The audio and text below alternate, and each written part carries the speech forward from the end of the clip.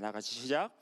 무리가 몰려나와 하나님의 말씀을 들을새 예수는 게네사렛 호숫가에 서서 호숫가에 배 두 척 있는 것을 보시니 어부들은 배에서 나와서 그물을 씻는지라. 예수께서 한 배에 오르시니 그 배는 시몬의 배라.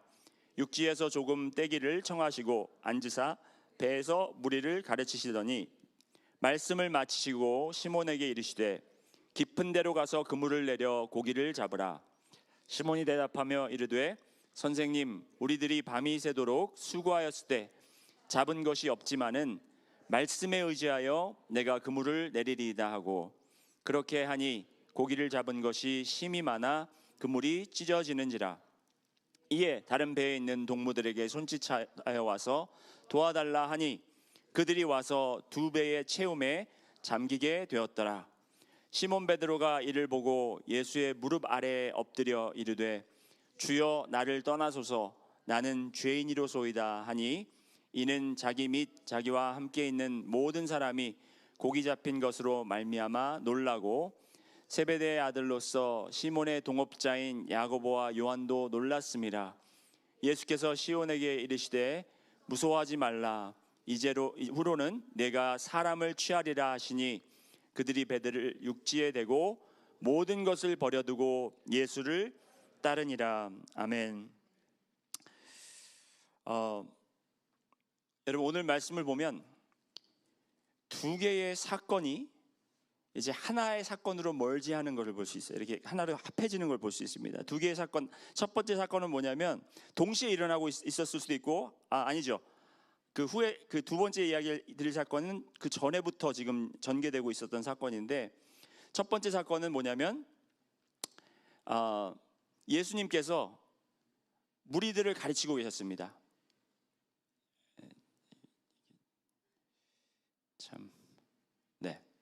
예수님께서 무리에게 말씀을 가르치고 있었어요.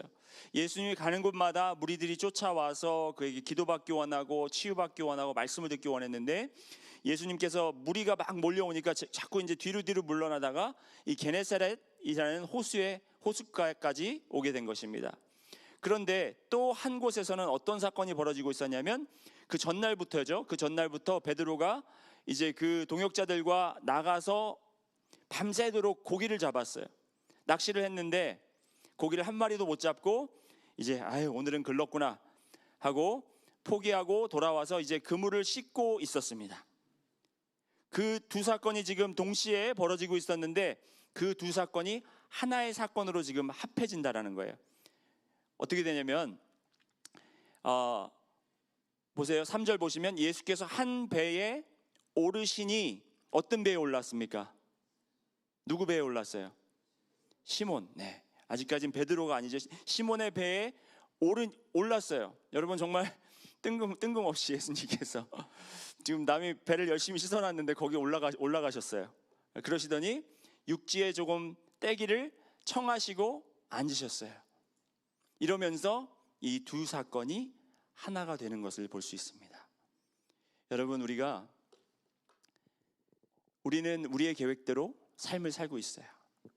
우리는 바쁘게 우리의 계획대로 막 살고 있는데 어느 순간인가 우리의 배에 예수님께서 오르셨어요. 그러면서 우리에게 우리의 배를 좀 띄우래요. 생각을 해보세요. 베드로는 지금 밤새도록 고기를 잡았는데 기분이 좋질 않아요. 썩 좋질 않아요. 한 마리도 잡지를 못했고 이제 다 씻어놓고 가려고 그러는데 이 예수란 작자가 그 배에 올라서 배를 또 띄우려니까 얼마나 좀 싫었겠습니까? 그런데 무엇인가 모르게 그는 배를 띄우게 됐고 예수님께서 그 배에 오르셔서 장시간 동안 그 무리들을 가르쳤다라는 것입니다. 여러분, 이게 굉장히 중요하다라는 거예요. 여러분도 삶 속에서 여러분의 배를 띄우고 열심히 삶을 살고 있는데 어느 순간인가 예수님께서 여러분의 배에 올라오셔서 말씀을 막 전하고 계신다는 거예요. 그랬기 때문에 여러분께서 지금 이 자리에 계시다라는 것입니다. 여러분은 지금 이 순간에 여기에 와 있는 것도 이제 레이버데이 위켄드니까 좀 마음도 편하니까 이제 같은 청년들하고 함께 모여서 우리 재밌게 놀고 좀 이제 말씀 전하는 건 조금만 참으면 견디면 되니까 그 이후에 있는 게임과 간식과 이제 그런 걸 생각하면서 오셨을 수 있어요. 하지만 오늘 주님께서 여러분을 만나기 원하신다라는 거예요. 여러분의 배 위에 올라가시기 원한다라는 거예요. 자, 여러분 한번 보시겠습니다. 예수님께서 오르신 그 베드로의 배가 무엇인지, 배가 베드로에게 어떤 의미를 가지고 있는지 한번 보겠습니다. 배는 뭐냐면 베드로의 인생의 전부였습니다. 베드로의 삶의 전부였어요. 베드로가 태어난 곳이 지역 이름이 뭐냐면 벳사이다. 따라해 보실까요? 벳사이다. 네, 벳사이다라는 곳이에요. 그 히브리 지역, 히브리 지역 그 지역별 이름을 보면 여러분 베들레헴이라는 곳 아시죠? 베들레헴. 그 베스라는 게 하우스라는 말이에요. 햄은 떡이에요. 그러니까 떡을 만드는 집이라는 거예요. 떡 만드는 곳이 많은 곳을 바로 베들레헴이라고 하고, 여기서도 마찬가지로 베드사이다. 이거는 집인데 무슨 집이냐? 고기 잡는 집이라는 거예요. 그러니까 어부들이 몰려 있는 곳이 바로 벳사이다라는 거예요. 베드로는 태어날 때부터 부모님도 어부였고 그의 할아버지도 어부였고, 그곳에서 쭉 살면서 다 조상들이 다 어부였고 본인도 태어났을 때 운명이 어부였어요. 어부밖에 할 수 있는 게 없었습니다. 그래서 태어날 때부터 훈련을 받았고 살면서도 계속 어부의 훈련을 받았다라는 거예요. 그게 자기의 삶의 전부였습니다. 그랬기 때문에 배라는 것은 얼마나 중요해요. 그에게 배는 삶의 전부이고 또 그의 생계였어요. livelihood, 그죠? 그게 있어야 먹고 살 수 있기 때문에, 그게 있어야 자기가 살아갈 수 있기 때문에, 생명을 유지할 수 있기 때문에. 그리고 또 뭐냐면 여러분, 거기서 다들 어부였지만 어떤 사람들은 배가 없는 사람들도 있었고 어떤 사람들은 남의 배에 올라타서 같이 돕는 사람들도 있었을 것이고요. 베드로는 자기의 배가 있었고 그리고 그 배를 통해서 꿈과 비전이 있었습니다. 내가 배를 몇 척을 만들든지 사든지 해서 내가 큰 어장업을 해서 내가 정말 여기서 성공하리라, 그런 꿈이 있었을 거라는 거죠. 그리고 베드로의 자랑이었습니다. 여러분, 여기 차 좋아하시는 분들 많잖아요, 그렇죠? 차를 왜 좋아하면 맨날 그걸 차를 그냥 닦고 윤기 내고, 예? 거기다가 뭐 이제 이거 어떤 사람들은 그 수법이라고 그러죠. 차에다가 막 이렇게 이제 이상한 거 달아가지고 멋지게 이제 그렇게 하는데, 베드로도 아마 그러지 않았을까 생각이 듭니다. 이 배가 정말 얼마나 자기에게 자랑스러웠고, 이 배를 얻게 되어서 아버지에게 물려받았을 수도 있고 아니면 본인이 샀을 수도 있지만, 이 배가 있다라는 것, 그리고 본인이 어부업에 종사한다라는 것, 이것에 대한 굉장히 자부심과 더 나아가서는 교만도 있었을 수 있을 거예요. 자기의 자랑이었다라는 것입니다. 자, 그렇다면 여러분의 배는 무엇일까요? 여러분의 배는 무엇입니까? 아까 이 단어 몇 개만 제가 바꿔서 여러분의 삶의 전부, 여러분이 정말 태어나서 여러분이 모든 인생을 걸고 지금 하고 있는 것, 그리고 여러분이 투자하고 있는 것, 여러분이 지금 섬기고 있는 것, 여러분의 전부가 지금 무엇이냐라는 거죠. 그리고 여러분의 생계, 당신의 생계, 내가 이거 없으면 어떻게 먹고 살까? 내가 이거 없으면 안 돼 하는 그런 게 있겠죠. 그리고 여러분의 꿈과 비전이 있습니다. 나는 앞으로 이것을 더욱더 열심히 투자하고 여기에 대해서 더 연구하고 더 노력해서 이것을 통해서 이런 사람이 될 것이다 라는 그런 꿈과 비전이 있을 것이고, 또 거기에 대한 여러분이 정말 자만심과 자랑, 이 교만이 있을 거예요. 나는 여기에 대해서는 정말 누구보다 더 자신 있다. 아까 테이블에 앉아서 우리 저녁 식사하는데도 공과들은 공과들끼리, 그죠? 음악하는 사람들은 음악하는 사람들끼리, 우리가 알고 우리가 공부하고 우리가 한 것이기 때문에 거기에 대한 우리가 자랑, 뭐라 그러죠? 그 자부심이 있다라는 거예요. 이런 여러분의 배, 여러분 떠오르는 게 있으세요? 여러분의 배라고 그러면 딱 머릿속에 떠오르는 게 있으십니까? 제가 저의 배는 음악이었어요. 음악. 저는 어려서부터 음악을 공부했고 저희 어머니가 단국대에서 성악 전공하시고 또 아버지는 음악을 안 하셨지만 음악을 너무너무 사랑하시는 분이었어요. 그래서 아버지의 권유로 음악을 하게 됐습니다. 어려서부터 그냥 어려서부터 노래를 잘해가지고 그냥 노래 대회 나가면 항상 1등하고 그랬기 때문에 그냥 음악은 저한테 너무 그냥 자연스럽게 다가왔어요. 어머님한테 노래도 배우기도 했지만 음악이 가장 쉬웠고 그리고 음악을 또 나름 좋아했던 것 같습니다. 그래서 음악이 저의 삶의 전부여서 어려서는 소망이 제가 가수가 되는 게 꿈이었어요. 가수가 돼야지 나중에 가수가 되고 싶었는데 그게 잘 일이 안 풀려서 안 되고 이제 음악을 해서 먹고 살아야지. 그래서 여러분 제가 아시는 분들은 아시겠지만 첼로를 이제 학부 때는 첼로를 전공해서 제가 첼로를 하는데 졸업 연주회를 앞두고 갑자기 손에서 통증이 오기 시작했어요. 너무 아프니까 이게 연주를 할 수가 없는 거예요. 이제 한쪽 손만 통증이 있는 게 아니라 양쪽 손에 통증이 다 오는 겁니다. 그래서 교수님한테도 상담을 받고 의사한테도 가서 상담을 받았더니 한 2, 3주 쉬면 괜찮아질 거다 해가지고 2, 3주 쉬고 바로 그 다음 주가 이제 연주회인데 억지로 연습해가지고 겨우 연주회를 마쳤는데 연주회를 하다가 이게 아프기만 하면 되는데 너무 아프다가 너무 고통스럽다가 어느 순간에 아무런 이 감각이 없어지는 거예요. 손에 감각이 없어질 정도로. 그래서 한 번은 제 첼로 활을 떨어뜨렸어요. 떨어지는지도 모르고 막 연주하다가 이게 툭 떨어진 거예요. 그걸 다시 주워가지고 연주를 겨우겨우 마치고 교수님들도 이제 제 사정을 다 아시기 때문에 교수님들이 좀 잘 봐주셔서 겨우 졸업 연주회를 이제 패싱 그레이드로 통과를 하긴 했는데 그 이후부터 제가 첼로를 못 하게 됐어요. 그 이후에는 제가 첼로를 손을 대지 못했어요. 물론 지금 가끔 이렇게 조금씩은 연주는 하지만 아직도 제 손에 심지어 이렇게 연필로 글을 오래 써도 아직도 아파오고 통증이 있어요. 그때 이제 제가 그러니까 저의 배가 완전히 뒤집어진 거죠. 그때는 저의 배였는데 나는 이것만 보고 달려왔는데 이제 가수는 안 되니까 그래도 이제 첼로를 해서 유명한 이제 첼리스트가 되는 게 꿈이었는데 그거를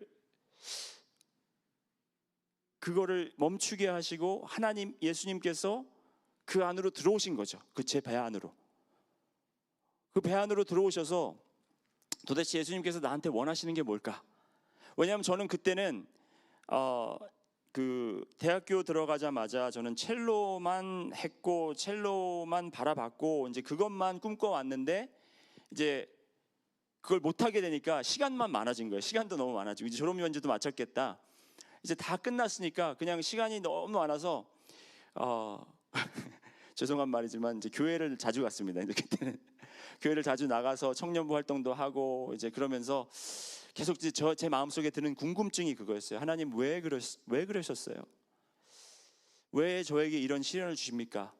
했는데 예수님께서 저에게 원하셨던 게 바로 베드로에게 오늘 했던 것과 비슷했던 것 같아요.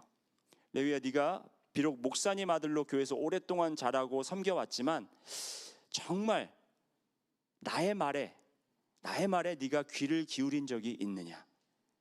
나의 말에 정말 집중하고 네가 정말 하나님의 말씀인 것처럼 들은 적이 있느냐? 여러분, 불신앙을 믿음으로 바꾸는 것은 정말 성령님밖에 할 수 없는 거예요. 아멘. 성령님밖에 못하세요. 여기서 아직도 내가 확신이 없고 나는 교회에 대해서도 잘 모르겠고 예수님에 대해서도 모르겠다 하시는 분들은 제가 여기서 아무리 떠들어도 여러분은 변하지 않아요. 성령님께서 변화시켜 주셔야 되는데 성령님이 물론 여러분에게 정말 강하게 임하셔서 여러분의 마음을 확 바꿔놓는 그런 케이스도 있겠지만 하나님께서 일하시는 방법은 말씀으로 하신다라는 거예요. 그래서 말씀에 우리가 귀를 기울여야 되고 예수님께서도 베드로에게 말씀으로 다가왔다라는 거예요. 이 베드로를 베드로에게 배를 띄우라 하시고, 여기 4절 보면 말씀을 마치시고라고 그래요. 말씀을 마치시고, 이 말은 뭐냐면 배에 올라타셔서 그 배를 이 강대상으로 사용한 거예요. 예수님은 이 어쿠스틱의 대가, 자연을 만드셨으니까 얼마나 이 어쿠스틱에 잘하시겠어요.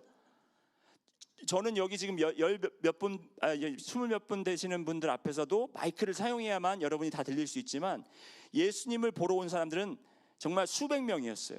그 수백 명 앞에 예수님이 쩌렁쩌렁 소리를 크게 지르셔서 그 가르치셨을까요? 아니에요. 자연을 사용하셨다는 거예요.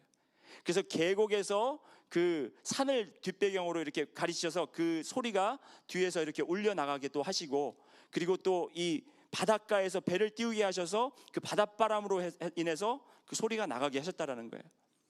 그렇게 하시면서 이제 말씀을 다 마치셨을 때 베드로는 뒤에서 졸고 있었을까요? 아니면 귀를 기울여서 듣고 있었을까요? 저는 듣고 있었으리라 믿습니다. 어려운 환경 속에서 밤새도록 고기를 낚았다고 그랬어요. 그리고 실망했어요. 정말 힘들었습니다. 절망 가운데 있습니다.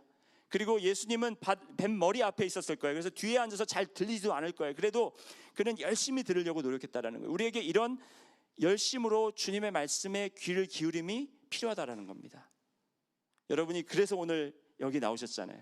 청년 여러분은 그렇다 쳐도 여기 계신 우리 정말 장년 여러분들은 말씀을 사모하는 마음으로 여기 오셨잖아요. 그렇죠? 네, 감사합니다.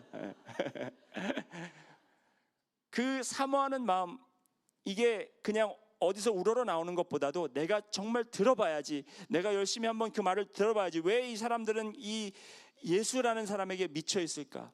왜 그들은 이 주말에 어디 가지 않고 이렇게 예수님 말을 그 주님을 섬기고 있을까? 주님 말에 귀를 기울임이 필요하다라는 겁니다. 두 번째로, 이 말을 듣는다라는 것은 그냥 한 귀로 듣고 그냥 담아놓는 것이 아니고, 아니면 한 귀로 듣고 다른 귀로 내버리는 것이 아니고, 듣는다라는 것은 여러분 우리가 소리들 많이 듣잖아요. 그렇죠? 여기 소리 지금 여기 안에도 소리가 굉장히 많이 납니다. 제 뒤에서는 에어컨 바람이 소리가 나오고, 그리고 그 에어컨 기계가 작동하는 소리가 히히 하면서 나오고 있어요. 제가 소리에 굉장히 민감하게 가지고 다 들리는데, 그런 소리는 우리가 그냥 hearing 하는 거예요. hearing.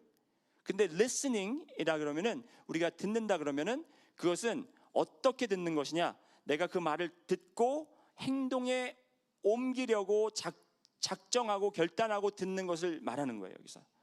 자, 베드로에게 이제 말씀을 마치고 어떻게 하시냐면, 베드로에게 돌아서셔서 시몬아, 깊은 데로 가서 그물을 내려 고기를 잡으라라고 명하십니다. 깊은 데로 가서 그물을 내려 고기를 잡으라. 아까 말씀드렸듯이 시몬은 어부였습니다. 예수님은 누구의 아들이었죠? 예수님의 직업은 뭐였죠? 목수였어요. 목수가 감히 어부한테 가서 너 여기다가 그물을 던지면 고기를 많이 잡을 수 있다 하면은 어떤 어부가 thank you very much 하고 듣겠습니까? 저희 아버지가 그 음악을 굉장히 좋아하신다 그랬잖아요. 제 첼로 레슨을 할 때 항상 쫓아오셨어요. 그래서 제가 레슨하면 끝나고 갈 때 너 여기선 이렇게 연주해야지, 저기선 저렇게 연주해야지, 얼마나 간섭을 하시는지 제가 가면서 그냥 듣다 제가 못 참고, 아빠가 음악에 대해서 뭘 안다 그래 한번 소리를 지르려다가 저희 아버지가 해병대 장교 출신이거든요. 그래서 꼭 참았던 기억이 있습니다. 근데 속은 그렇게 말을 하고 싶었죠. 아버지가 음악을 알면, 첼로에 대해서 알면 얼마나, 내가 지금 첼로를 몇 년 동안 쳤는데 아버지보다 더 잘할 텐데. 아마 베드로도 그런 마음이 들진 않았을까. 당신은 랍비요, 당신은 목수의 아들인데 도대체 이 낚시하는 거에 대해서 뭘 안다고, 거기다가 지금 밤새도록 고기를, 지금 그물을 다 온갖 데 다 던져봤잖아요. 그래서 베드로는 충분한 엑스큐즈가 있었어요. 하지만 베드로가 그 예수님의 말을 듣고 어떻게 합니까, 여러분? 말에 순종하죠. 우리의 불신앙을 이기는 방법은 여러분, 말씀을 듣고 순종하는 거예요. 그러니까 말씀이 이해가 되고 순종하고 싶어서 하는 것은 믿음이 아니고, 여러분, 우리가 순종하고 싶지도 않지만, 우리가 정말 다 해봤지만 내 지식으로는 이게 이해가 되지는 않지만, 그리고 내 경험에 의해서 별로 이게 지난번에도 했었는데 되지 않았지만, 그래서 안 하는 것이 아니라 하나님께서, 예수님께서 나에게 명령을 하신다면 그것을 순종하는 것이 필요하다는 것이. 그래서 시몬이 대답하기를 어떻게 대답하냐면 5절에 선생님, 우리들이 밥이 새도록 수고하였으되 잡은 것이 없지만은 말씀에 의지하여 내가 그물을 내리리이다. 내가 다 해봤지만, 내가 이미 수고했고 나의 지식으로는 내가 할 수 있는 건 다 해봤지만, 해본 결과 아무것도 되지 않았지만 내가 말씀에 의지하여 주님의 명령에 따르겠나이다. 여러분, 이런 자세가 우리에게 필요하다는 거예요. 자, 그리고 세 번째로, 예수님께서 베드로에게 이렇게 말씀을 전하시고 명령을 내리신 이유가 있어요. 그 명령을 내리신 이유가 뭐냐면, 시몬이 누구인지, 시몬이 어떤 사람인지 그 자신을 볼 수 있어야 되는 거예요. 하나님 안에서 내 자신을 비춰볼 수 있어야 되는 거예요. 우리가 믿음이 생긴다라는 것은 하나님은 하나님이시고 나는 나다. 내가 하나님이 아니고 하나님이 내가 아니다. 하나님은 하늘에 계신 하나님이시고 전 우주를 창조하신 정말 왕 중의 왕이시요, 그리고 주 중의 주님이시다. 바로 그분이 하나님이시라는 거예요. 나는 이 땅에 창조된 인간이다. 그리고 주님 앞에서 나는 죄인이다. 여러분, 여기 말씀에 보면 굉장히 제가 뜬금없다라는 말을 자주 사용하는데, 이 뜬금없는 이게 성경에 자주 나옵니다.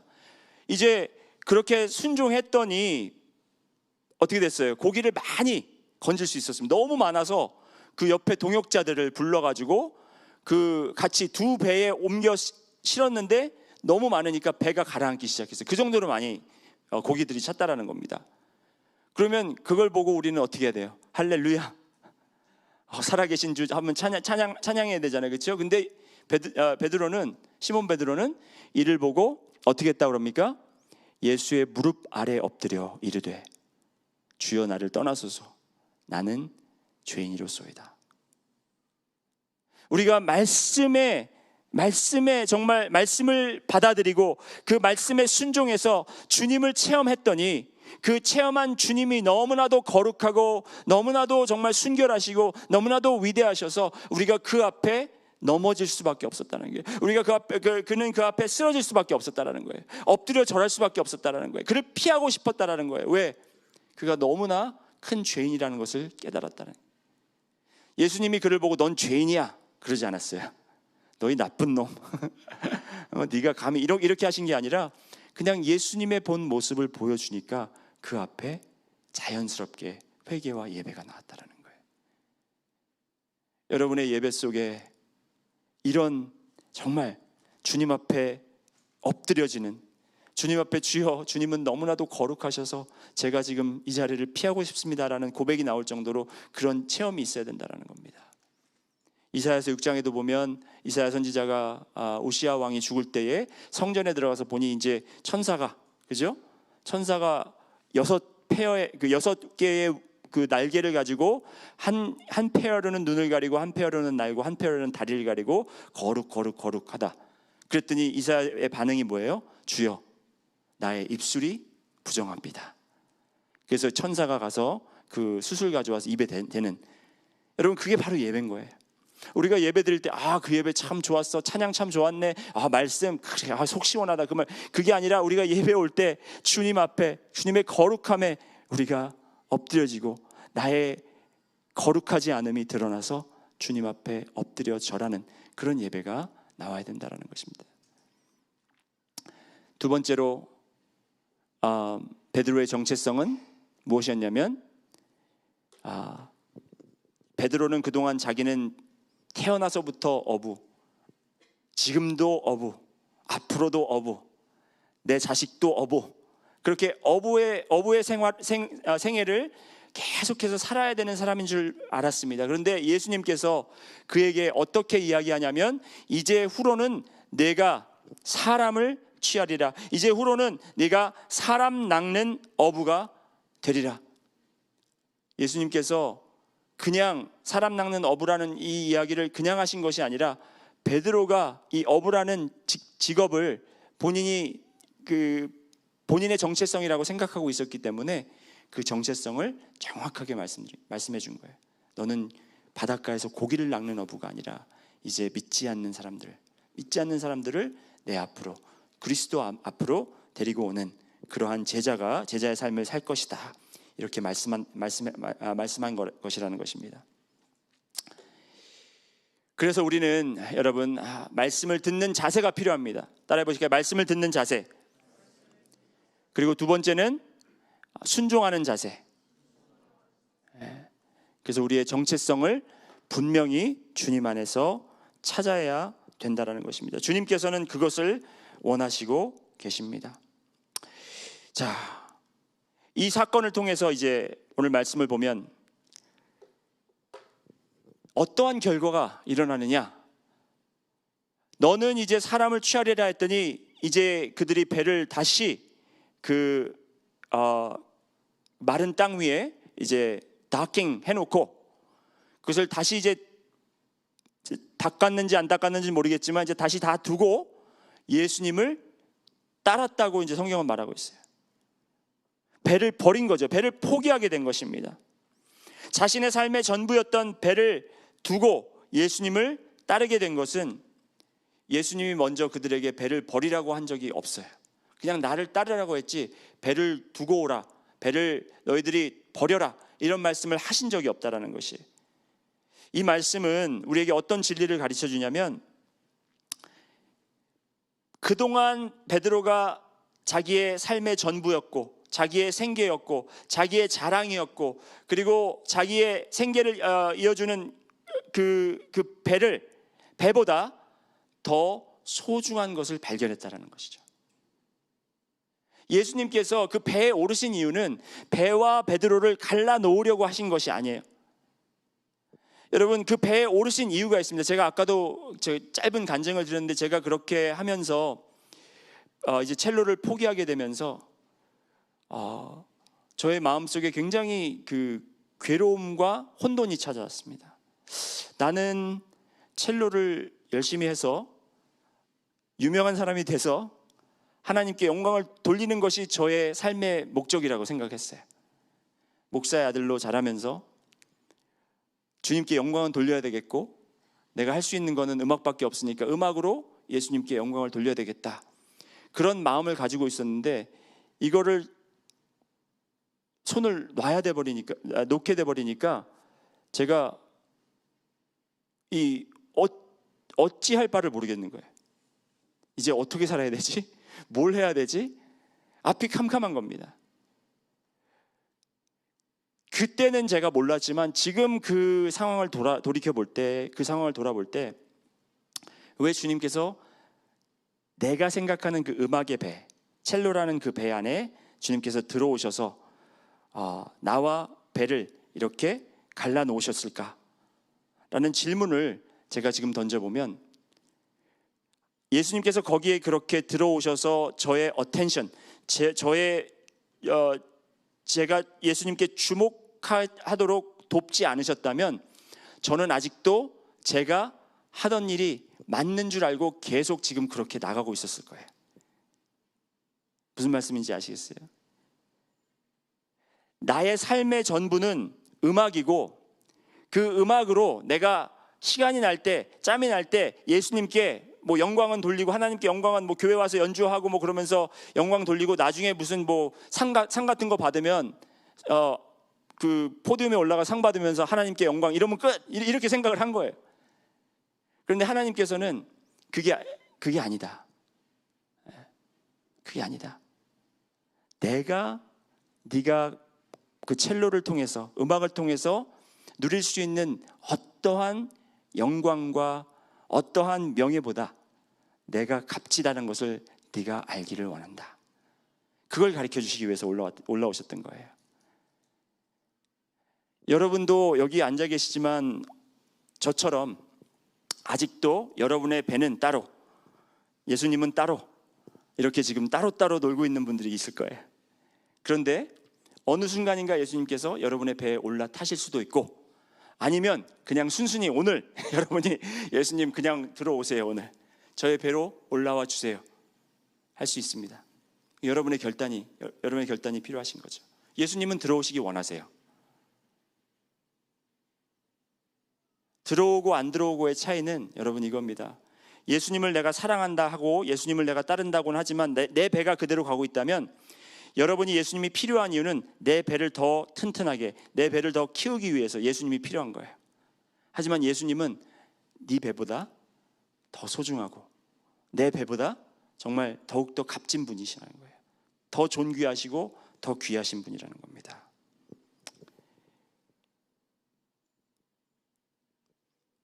우리가 믿지 못하는 이유는 아직도 내 배가 너무나도 소중하고 이게 나의 삶의 전부이기 때문에 그래요. 여러분, 누가복음 14장에 나오는 그 부자가 잔치를 해서 여러 사람들을 초대한 그 비유 아시죠?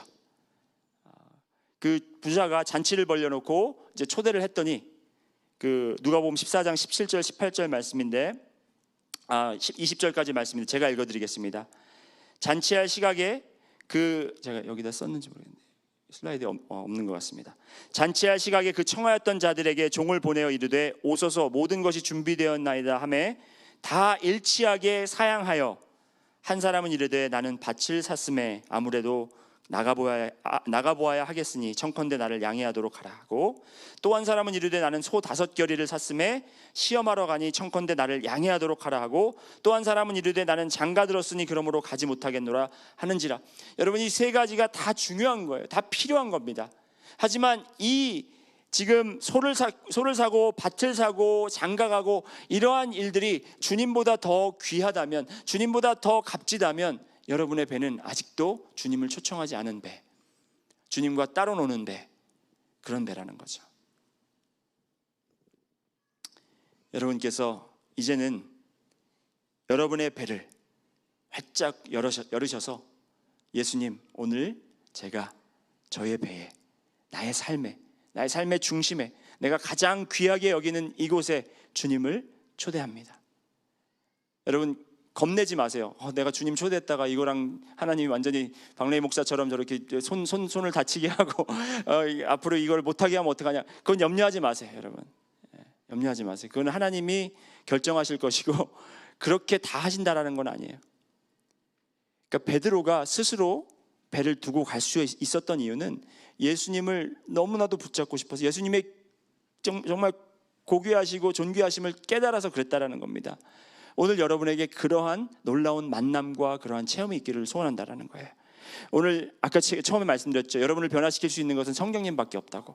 자, 그럼 오늘 지금 이 시간부터 저희가 기도를 좀 했으면 좋겠습니다. 함께 기도를 하는데요. 여러분, 예수님을 우리 이제 이 배 안에 초대하겠습니다. 주님, 나의 배는 이것입니다. 여러분, 아까 제가 말씀드리는 가운데 여러분의 배가 아마 떠오르셨을 거예요.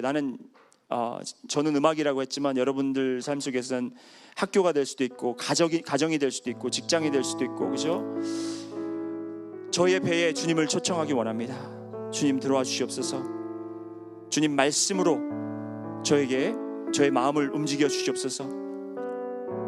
그 말씀으로 우리에게 우리의 마음을 움직이시는 분은 바로 성령님이시거든요. 그래서 우리가 이 시간 또한 성령님도 초청하기 원합니다. 성령님, 이 시간 저의 마음을 움직여 주시옵소서. 주님이 얼마나 저에게 소중한 분이신지, 놓치지 말아야 하는 분인지, 이 세상 어느 것보다 값진 분이신지 제가 오늘 그것을 깨닫기 원합니다. 주님을 붙들고 나가기 원합니다. 우리 그런 마음으로 우리 한번 기도해 보겠습니다. 여러분,